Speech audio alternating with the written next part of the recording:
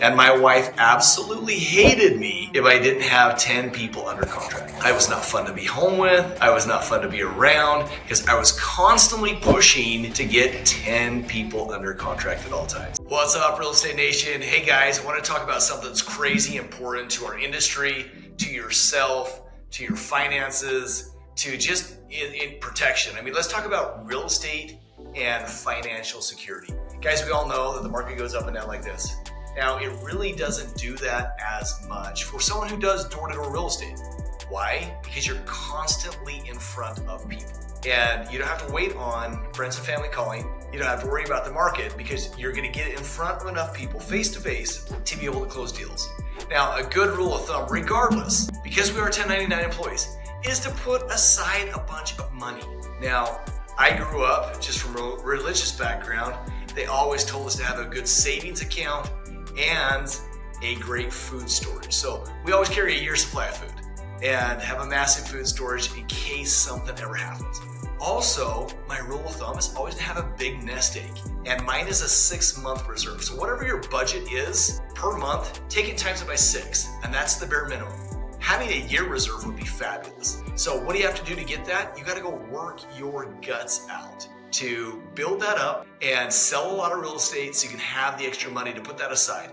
Now, what do you need to do besides that? Guys, I never want you to think of worst case scenario. Yes, you prepare for a rainy day, but don't let the rainy day ever come. First, get out there and just work as if every day your life depended on it. The reason we go to work is to provide a living for ourselves and for our families. And so don't let there be weeks where we don't put stuff under contract.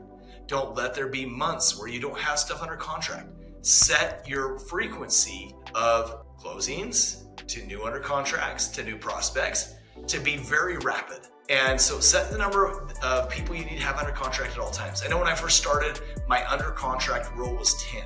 And my wife absolutely hated me if I didn't have 10 people under contract. So I was not fun to be home with. I was not fun to be around because I was constantly pushing to get 10 people under contract at all times. So that being said, set your bar, set your goals, go out and push until you accomplish that. Okay. So next, now that we're out there crushing it, we're doing a lot of real estate. What do? I'm going to tell you to be frugal. Don't go buy that freaking fancy car and take out a lot of debt. Don't go build this huge mansion or not work up to it. Start investing in real estate. So my first couple years when I was making great money, I took about half of my income and dumped it into investments, which has then turned into more money and more money and more money. I built businesses. I built residual income bases. I now have personally over 68 properties that I own. And it's because I started buying and holding. I don't sell them. I buy more, make more money. I don't take out refinances on them. So there's a ton of equity in there. I have millions of dollars in equity in these properties. That is a great rainy day fund. If I need to sell a house, I can sell a house. But in reality, it's something that allows me to build up a future that protects me in case for any reason I'd ever need it. Another thing that's important, you guys, we're in real estate. We know what real estate's gonna do. I know the market's gonna climb like crazy and I'm worried about my kids. So I went out and bought a home for each of my 5 children. That's right, I've got 5 kids. I bought a condo for each of them near a college campus so that they could use it to go to college. They could live in it as newlyweds. And then they would be able to sell it and have a bunch of money. Guess what? Each one of those condos has gone up over $100,000. And so they've already got plenty of equity to help them. I've got them rented out. They're cash flowing every month. And my littlest is 4 years old. So by the time she moves into it in 14 years, that thing's gonna have a lot of equity. So think ahead for your financial future. Make sure you're preparing. Don't think today. There are so many real estate agents out there that just aren't putting in the time, the effort, and doing the things they need to do to be successful.